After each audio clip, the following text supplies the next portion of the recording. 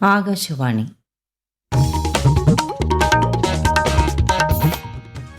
നമസ്കാരം. പ്രാദേശിക വാർത്തകൾ വായിക്കുന്നത് ശ്രീലത.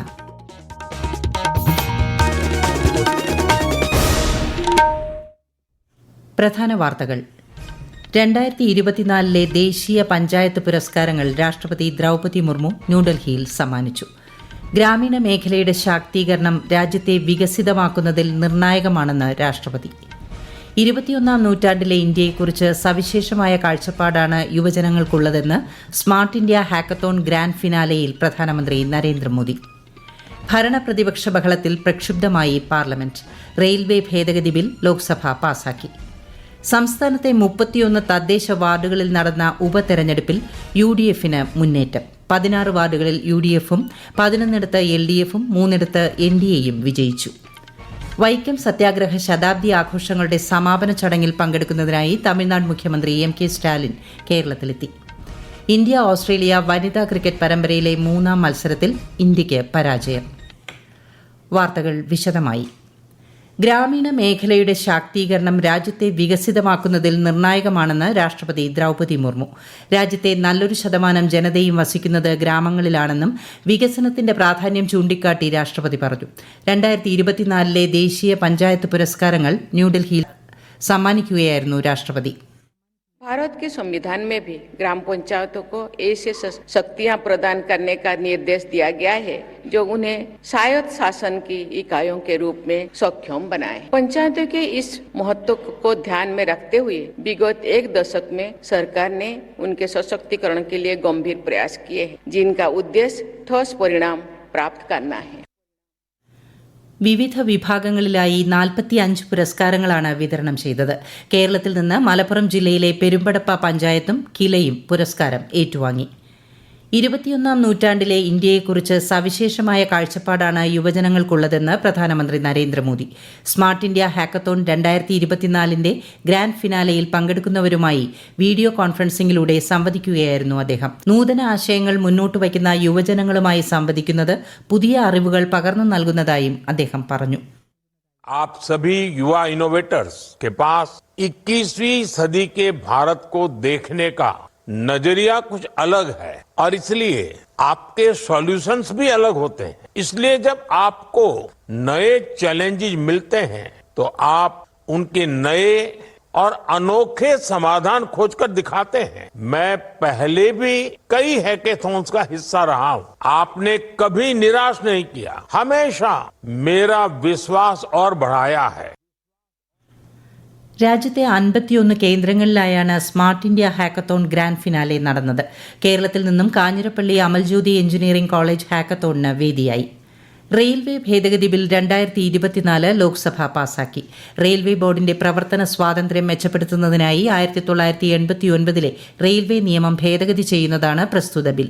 റെയിൽവേ അടിസ്ഥാന സൌകര്യങ്ങൾ ശക്തിപ്പെടുത്തുന്നതിനായി കഴിഞ്ഞ 10 വർഷത്തിനിടെ കേന്ദ്രം സ്വീകരിച്ച നടപടികൾ വിശദമാക്കിക്കൊണ്ടാണ് റെയിൽവേ മന്ത്രി അശ്വിനി വൈഷ്ണവ് ചർച്ചകൾക്ക് മറുപടി നൽകിയത്. റെയിൽവേയുടെ സ്വകാര്യവൽക്കരണത്തിന് ബിൽ വഴിവെക്കുമെന്ന ആശങ്ക അടിസ്ഥാനരഹിതമാണെന്നും മന്ത്രി പറഞ്ഞു. ദുരന്ത നിവാരണ ഭേദഗതി ബിൽ 2024 ലോക്സഭ ഇന്ന് പരിഗണിച്ചു. ദേശീയ സംസ്ഥാന ദുരന്ത നിവാരണ അതോറിറ്റികളുടെ കാര്യക്ഷമമായ പ്രവർത്തനം ശക്തിപ്പെടുത്തുകയാണ് ബിൽ ലക്ഷ്യമിടുന്നത്. ദുരന്ത നിവാരണം മെച്ചപ്പെടുത്തുന്നതിന് നിരവധി നടപടികൾ കേന്ദ്ര സർക്കാർ സ്വീകരിച്ചു വരുന്നതായി ബിൽ അവതരിപ്പിച്ചുകൊണ്ട് കേന്ദ്ര ആഭ്യന്തര സഹമന്ത്രി നിത്യാനന്ദ റായ് പറഞ്ഞു. പ്രതിപക്ഷം ബില്ലിനെ രൂക്ഷമായി എതിർത്ത് രംഗത്തു വന്നു. ദുരന്ത പ്രവചനത്തിനോ ദുരന്തം തടയുന്നതിനുള്ള പ്രവർത്തനങ്ങൾക്കോ ബില്ലിൽ വ്യവസ്ഥയില്ലെന്ന് കോൺഗ്രസ് MP ശശി തരൂർ ചൂണ്ടിക്കാട്ടി. ദുരന്ത നിവാരണം കേന്ദ്രീകൃതമാക്കി സർവ്വ അധികാരങ്ങളും കേന്ദ്ര സർക്കാരിലേക്ക് മാത്രമാക്കി ചുരുക്കാൻ ബിൽ ഇടയാക്കുമെന്നും അദ്ദേഹം പറഞ്ഞു. പ്രതിപക്ഷ ബഹളത്തെ തുടർന്ന് 3 തവണ നിർത്തിവച്ച ലോക്സഭ 5 മണിയോടെ ഇന്നത്തേക്ക് പിരിയുകയായിരുന്നു. ഭരണ പ്രതിപക്ഷ ബഹളത്തെ തുടർന്ന് രാജ്യസഭയിലും നടപടികൾ 12 മണിയോടെ അവസാനിച്ചു. സംസ്ഥാനത്തെ 31 തദ്ദേശ വാർഡുകളിൽ നടന്ന ഉപതെരഞ്ഞെടുപ്പിൽ UDFന് മുന്നേറ്റം. 16 വാർഡിൽ UDFും 11 LDFും 3 NDAയും 1 വാർഡിൽ സ്വതന്ത്ര സ്ഥാനാർത്ഥിയും വിജയിച്ചു. കഴിഞ്ഞ തവണത്തേക്കാൾ UDF 3 വാർഡുകൾ അധികമായി നേടിയപ്പോൾ LDFന് 3 സീറ്റുകൾ നഷ്ടപ്പെടുകയാണുണ്ടായത്. ഈ വാർത്തകൾ ആകാശവാണിയിൽ നിന്ന്.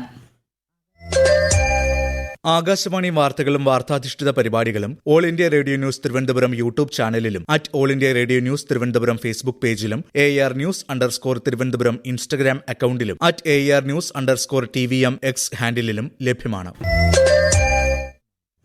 തന്തൈ പെരിയാർ സ്മാരകവും പെരിയാർ ഗ്രന്ഥശാലയും തമിഴ്നാട് മുഖ്യമന്ത്രി MK സ്റ്റാലിൻ നാളെ വൈക്കത്ത് ഉദ്ഘാടനം ചെയ്യും. വൈക്കം സത്യാഗ്രഹ ശതാബ്ദി ആഘോഷങ്ങളുടെ സമാപന ചടങ്ങിലും അദ്ദേഹം പങ്കെടുക്കും. മുഖ്യമന്ത്രി പിണറായി വിജയൻ ചടങ്ങിന് അധ്യക്ഷത വഹിക്കും.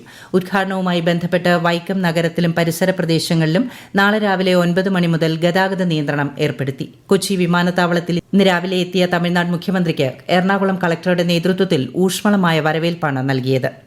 സംസ്ഥാനത്ത് പ്രമേഹം ബാധിക്കുന്നവരുടെ എണ്ണത്തിൽ ഗണ്യമായ കുറവുണ്ടാക്കാൻ സംസ്ഥാന ആരോഗ്യ വകുപ്പ് ആക്ഷൻ പ്ലാൻ തയ്യാറാക്കുമെന്ന് മന്ത്രി വീണ ജോർജ്. പ്രമേഹ രോഗചികിത്സയിൽ റോഡ് മാപ്പ് തയ്യാറാക്കാൻ അന്താരാഷ്ട്ര കോൺക്ലേവും സംഘടിപ്പിക്കും. അന്തർദേശീയ തലത്തിൽ പ്രമേഹ രോഗചികിത്സയിൽ വന്നിട്ടുള്ള നൂതന സംവിധാനങ്ങളും ചികിത്സാ വിധികളും ആരോഗ്യ ജീവനക്കാരെ പരിചയപ്പെടുത്തുക എന്ന ഉദ്ദേശത്തോടുകൂടി ജനപങ്കാളിത്തത്തോടെയാണ് കോൺക്ലേവ് നടത്തുക. കേരളത്തിലെ സ്ഥലപരിമിതിയും ഉയർന്ന ജനസാന്ദ്രതയും ഭൂപ്രദേശത്തിന്റെ പ്രത്യേകതയും പ്രകൃതി ദുരന്തങ്ങളുടെ ആഘാതം വർദ്ധിപ്പിക്കുന്നതായി മുഖ്യമന്ത്രി പിണറായി വിജയൻ 2022 ജൈവ വൈവിധ്യ സംരക്ഷണ പുരസ്കാരം വിതരണം ചെയ്യുകയായിരുന്നു അദ്ദേഹം. ജനകീയ ജൈവ വൈവിധ്യ രജിസ്റ്റർ തയ്യാറാക്കുകയും ജൈവ വൈവിധ്യ രജിസ്റ്ററുകളുടെ ഡിജിറ്റലൈസേഷൻ ആരംഭിക്കുകയും ചെയ്ത ആദ്യ സംസ്ഥാനം കേരളമാണെന്നും മുഖ്യമന്ത്രി പറഞ്ഞു. 29ാമത് കേരള അന്താരാഷ്ട്ര ചലച്ചിത്രോത്സവത്തിന് മറ്റന്നാൾ തിരുവനന്തപുരത്ത് തിരിതെളിയും. ഈ മാസം 20 വരെ നീളുന്ന മേളയിൽ 68 രാജ്യങ്ങളിൽ നിന്നുള്ള 177 സിനിമകൾ പ്രദർശിപ്പിക്കും. മേളയോടനുബന്ധിച്ച് സാഹിത്യകാരന്മാരായ തോപ്പിൽ ഭാസി, P. ഭാസ്കരൻ, പാറപ്പുറത്ത് എന്നിവരോടുള്ള ആദരസൂചകമായി ലിറ്റററി ട്രിബ്യൂട്ടും സംഘടിപ്പിക്കും. ഗുരുവായൂരിലെ ആണ്ടുവിശേഷങ്ങളിൽ ഏറെ പ്രാധാന്യമുള്ള ഗുരുവായൂർ ഏകാദശി ഇന്ന്. ക്ഷേത്രത്തിൽ വലിയ തോതിലുള്ള ഭക്തജന തിരക്കാണ് അനുഭവപ്പെടുന്നത്. കണ്ണൂർ ചെറുതാഴം കോക്കാട് ശ്രീ മുച്ചിലോട്ട് ഭഗവതി ക്ഷേത്രത്തിലെ പെരുങ്കളിയാട്ട മഹോത്സവത്തിന് തുടക്കമായി. ശനിയാഴ്ച വരെ നടക്കുന്ന പെരുങ്കളിയാട്ടം കൂട്ടായ്മയുടെ ഉത്സവമായി മാറുകയാണ്. വിശദാംശങ്ങളുമായി ആകാശവാണി കണ്ണൂർ ജില്ലാ പ്രതിനിധി KO ശശിധരൻ. 15 വർഷങ്ങൾക്ക് ശേഷമാണ് ചെറുതാഴം കോക്കാട് ശ്രീ മുച്ചിലോട്ട് ഭഗവതി ക്ഷേത്രത്തിൽ പെരുങ്കളിയാട്ടം നടക്കുന്നത്. ഒരു വർഷത്തോളമായി പെരുങ്കളിയാട്ടത്തിനുള്ള ഒരുക്കങ്ങൾ സജീവമായിരുന്നു. പെരുങ്കളിയാട്ട ചടങ്ങുകൾക്കൊപ്പം വിവിധ കലാസാംസ്കാരിക പരിപാടികളും നടക്കുന്നുണ്ട്. ജനകീയ കൂട്ടായ്മയുടെയും സൌഹാർദ്ദത്തിന്റെയും സ്നേഹത്തിന്റെയും ഉത്സവമായാണ് പെരുങ്കളിയാട്ടത്തെ കാണുന്നത്. 3000 പേർക്ക് ഒരേ സമയം ഇരുന്ന് ഭക്ഷണം കഴിക്കാനുള്ള വിശാലമായ ഭക്ഷണശാലയും ഇതിന്റെ ഭാഗമായി ഒരുക്കിയിട്ടുണ്ട്. കഴിഞ്ഞ വെള്ളിയാഴ്ച മുതൽ വിവിധ കലാപരിപാടികൾ നടന്നുവരുന്നു. ഇന്ത്യ ഓസ്ട്രേലിയ വനിതാ ക്രിക്കറ്റ് പരമ്പരയിലെ മൂന്നാമത്തെയും അവസാനത്തെയും മത്സരത്തിൽ ഇന്ത്യയ്ക്ക് പരാജയം. 83 റൺസിനാണ് ഓസ്ട്രേലിയ വിജയിച്ചത്. 299 റൺസ് വിജയലക്ഷ്യം പിന്തുടർന്ന ഇന്ത്യയ്ക്ക് 45.1 ഓവറിൽ 215 റൺസ് മാത്രമാണ് നേടാനായത്. ഇതോടെ എല്ലാ മത്സരങ്ങളും ജയിച്ച ഓസ്ട്രേലിയ പരമ്പര സ്വന്തമാക്കി. ISL ഫുട്ബോളിൽ ഇന്ന് ചെന്നൈയിൻ FC ഹൈദരാബാദിനെ നേരിടും. ചെന്നൈയിൽ രാത്രി 7:30 മത്സരം. തൃശൂർ വെള്ളിക്കുളങ്ങര ശാസ്താപൂവം ആദിവാസി നഗറിൽ ആനയുടെ ആക്രമണത്തിൽ വയോധിക മരിച്ചു. കാടർ വീട്ടിൽ മീനാക്ഷിയാണ് മരിച്ചത്. കണ്ണൂർ തോട്ടട ഗവൺമെന്റ് ITIയിൽ KSU SFI സംഘർഷത്തിൽ 10ലേറെ വിദ്യാർത്ഥികൾക്ക് പരിക്ക്. KSU പ്രവർത്തകർ ക്യാമ്പസിനുള്ളിൽ കെട്ടിയ കൊടി SFI പ്രവർത്തകർ നീക്കിയതോടെയാണ് പ്രശ്നങ്ങൾ ഉടലെടുത്തത്. സംഘർഷം കനത്തതോടെ പ്രവർത്തകർക്ക് നേരെ പോലീസ് ലാത്തി വീശി. സംഘർഷത്തിലും ലാത്തിചാർജിലും പ്രതിഷേധിച്ച് KSU നാളെ സംസ്ഥാന വ്യാപകമായി പ്രതിഷേധ ദിനം ആചരിക്കും. കണ്ണൂർ ജില്ലയിൽ പഠിപ്പുമുടക്ക് സമരം നടത്തുമെന്നും KSU ഭാരവാഹികൾ അറിയിച്ചു. പ്രധാന വാർത്തകൾ വീണ്ടും. 2024 ദേശീയ പഞ്ചായത്ത് പുരസ്കാരങ്ങൾ രാഷ്ട്രപതി ദ്രൌപദി മുർമു ന്യൂഡൽഹിയിൽ സമ്മാനിച്ചു. ഗ്രാമീണ മേഖലയുടെ ശാക്തീകരണം രാജ്യത്തെ വികസിതമാക്കുന്നതിൽ നിർണായകമാണെന്ന് രാഷ്ട്രപതി. 21ാം നൂറ്റാണ്ടിലെ ഇന്ത്യയെക്കുറിച്ച് സവിശേഷമായ കാഴ്ചപ്പാടാണ് യുവജനങ്ങൾക്കുള്ളതെന്ന് സ്മാർട്ട് ഇന്ത്യ ഹാക്കത്തോൺ ഗ്രാൻഡ് ഫിനാലെയിൽ പ്രധാനമന്ത്രി നരേന്ദ്രമോദി. ഭരണ പ്രതിപക്ഷ ബഹളത്തിൽ പ്രക്ഷുബ്ധമായി പാർലമെന്റ്. റെയിൽവേ ഭേദഗതി ബിൽ ലോക്സഭ പാസാക്കി. സംസ്ഥാനത്തെ 31 തദ്ദേശ വാർഡുകളിൽ നടന്ന ഉപതെരഞ്ഞെടുപ്പിൽ UDF-ന് മുന്നേറ്റം. 16 വാർഡിൽ UDF-ഉം 11 LDF-ഉം 3 NDA-യും വിജയിച്ചു. വൈക്കം സത്യാഗ്രഹ ശതാബ്ദി ആഘോഷങ്ങളുടെ സമാപന ചടങ്ങിൽ പങ്കെടുക്കുന്നതിനായി തമിഴ്നാട് മുഖ്യമന്ത്രി MK സ്റ്റാലിൻ കേരളത്തിലെത്തി. ഇന്ത്യ ഓസ്ട്രേലിയ വനിതാ ക്രിക്കറ്റ് പരമ്പരയിലെ 3ാം മത്സരത്തിൽ ഇന്ത്യയ്ക്ക് പരാജയം. പ്രാദേശിക വാർത്തകൾ കഴിഞ്ഞു. അടുത്ത വാർത്താ പ്രക്ഷേപണം 7:25.